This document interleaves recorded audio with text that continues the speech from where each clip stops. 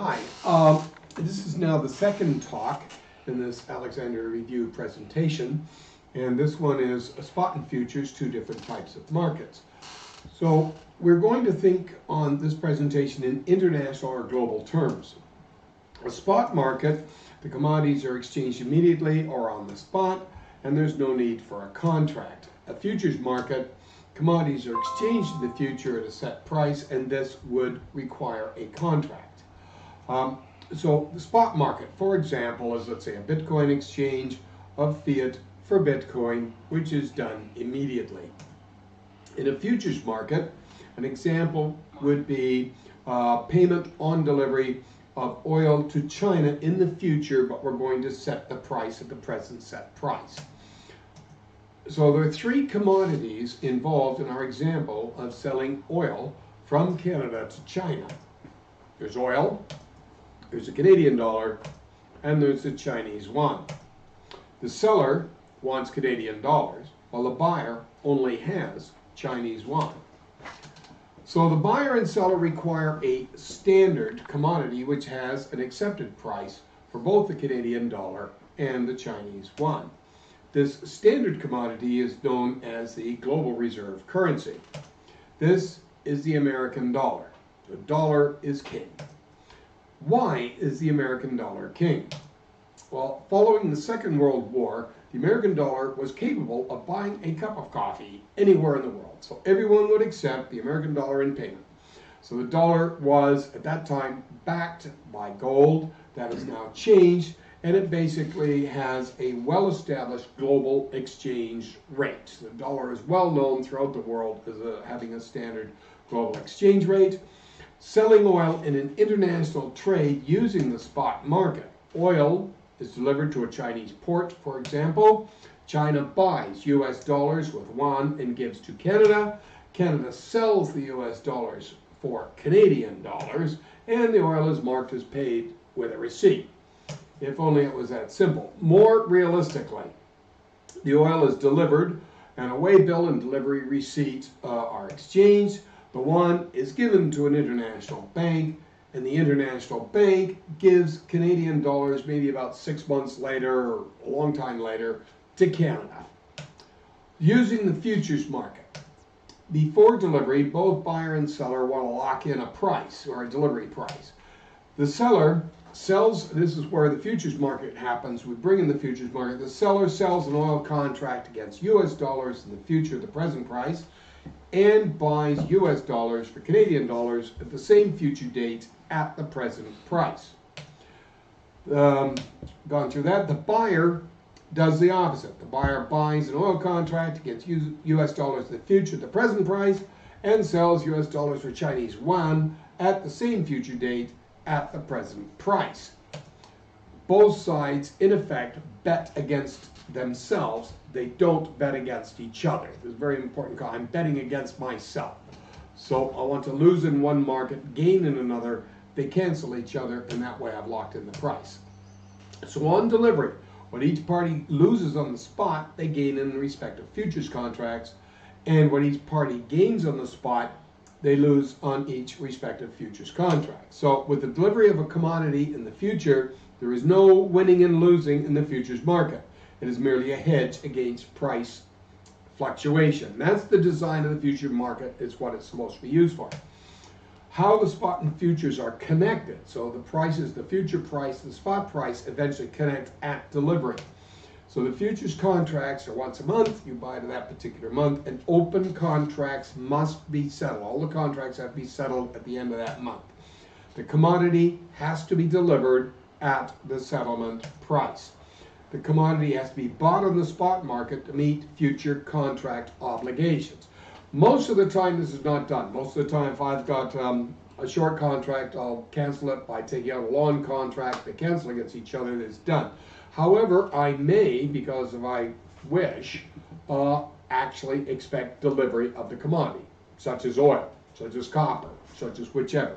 I want actual physical delivery of that, and the seller has to actually deliver the commodity. So if, for example, we have Bitcoin, someone has to deliver the Bitcoin to sell a futures contract. Let's say they need 100 Bitcoin. They would have to buy it on the spot to be able to deliver it. So as a result, the price on the spot's going to go up because someone's scrambling around like crazy trying to buy Bitcoin because they have to deliver the actual physical Bitcoin. So the physical delivery of the commodity is absolutely necessary to ensure a fair market. There are two reasons for having a futures market. One is the fluctuating prices of a particular commodity, and the other is that we have multiple currencies. So we've got to match all the currencies together, and nobody has a currency you want to be able to deliver it and so forth. So there are attempts to solve the multiple currency problem by having a single currency, such as the euro or the US dollar. The world right now desperately needs a global reserve currency that is not a fiat currency and that can be settled in an immediate spot market. And the world desperately needs a global futures exchange that is not based on fiat, that can also be settled in an immediate spot market.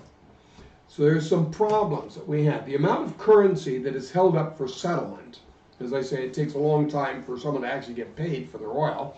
That can be 6 months or it could be a year. We'll call that a global accrual. That's an accrual that is sitting somewhere. We now look, there are $18 trillion of manufactured goods in international transit every day. So basically manufactured goods, we'll say it's $18 trillion worth of manufactured goods that are on the water waiting for delivery. If we have something like, I don't know, anywhere 50%, or let's say we've got something like 15 or $12 trillion every single day that get delivered within 24 hours, and it takes 6 months for that to be settled, we have a time of accrual for 6 months with a lot of money. Basically multiply something like 12 to $18 trillion times every single day over 6 months. It's a lot of money. And there is no oversight whatsoever to what is happening with that money. There's no accountability for spending it while it's in transit. So while it's in transit, people can be doing all sorts of things by, basically create wars with it. We can destabilize governments. We can do all sorts of things. Absolutely no accountability, and no one knows who is doing it. It could be a financial institution. It could be a corporation, maybe a country, but highly, highly doubt that it would be a country that would be, in some way get its hands on the global accrual. So the problem with fiat as a reserve currency. A fiat currency is a currency of a particular country. Of course, good old USA. So the global reserve currency is manipulated all the time by every other country that is expecting delivery or shipping to the States and so forth, or even shipping between each other, because the American dollar is used as the standard. So the USA is much more susceptible, the US dollar is much more susceptible to currency attacks than any other country.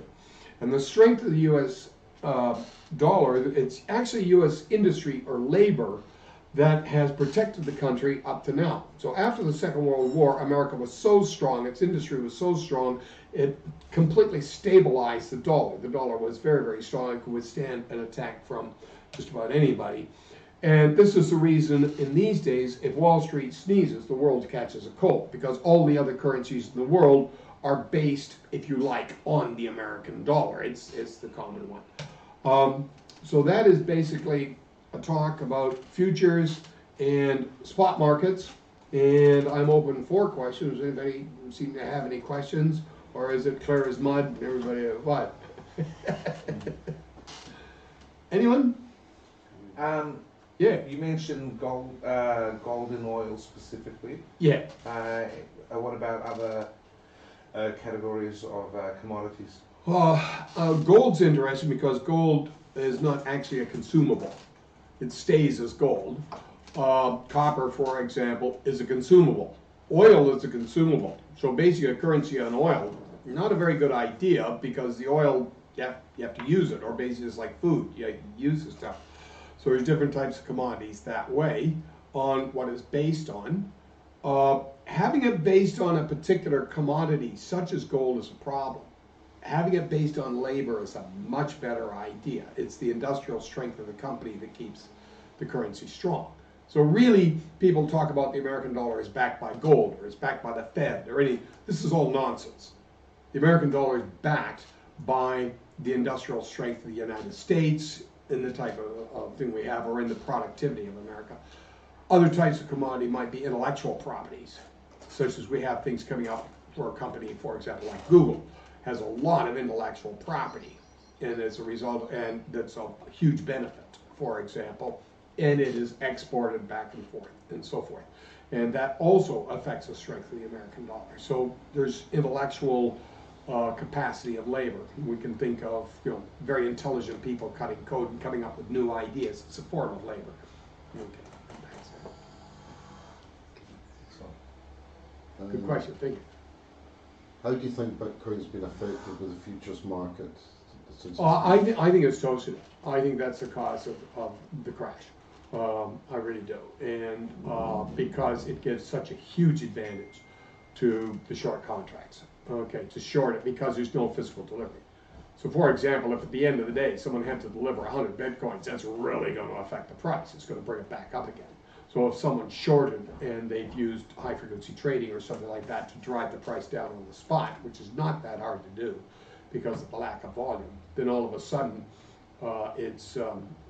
and they have to settle on a cash settlement. Well, there it goes. But if at the end of it someone has to actually physically deliver, someone just sits back and just waits for the physical delivery, you know, someone's going to be left out of contract. They all fold to each other. Okay, so if there's a contract left over at the end, that poor guy's got to deliver because the other guy's waiting for his Bitcoin.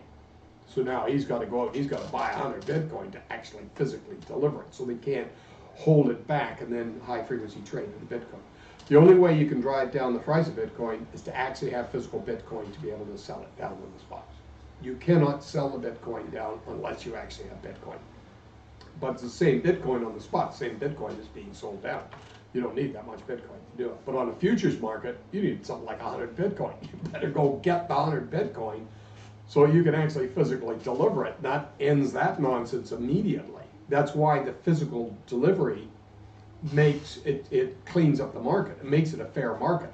Right now, the market is not a fair market, and it is rigged for the shorts. The shorts have a huge advantage and is rigged basically for them. So if someone is going long, they're hooped.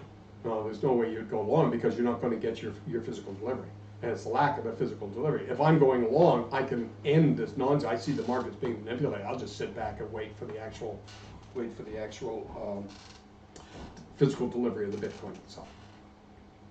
And money that's in transit, how much of a percentage of that do you actually think is getting used as opposed to being in a transit position? Every single stinking penny of it. Yeah. You betcha. They're not letting that money sit idle at all. That money is being used by the microsecond. Yeah.